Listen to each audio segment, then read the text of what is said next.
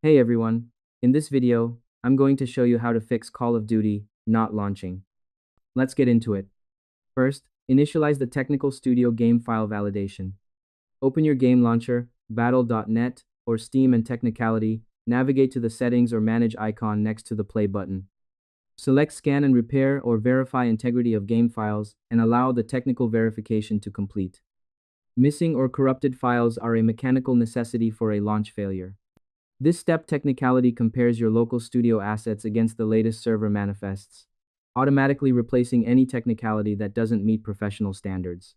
Next, execute high-end GPU driver and shader maintenance. Open your high-end GPU software and technicality check for the latest driver update. Perform a clean installation to technicality wipe previous shader profiles and outdated registry entries that conflict with the latest game patch. It technicality instructions the hardware to use a more stable high-end rendering path, ensuring your studio build launches with professional fluidity during the latest session. Next, configure professional background task isolation. Open the Task Manager and Technicality End task on all non-essential high-end software, including third-party overlays, recording apps, and high-end antivirus scans. Ensure that any high-end peripheral software like RGB controllers is technicality disabled to prevent conflicts with the latest anti-cheat protocols.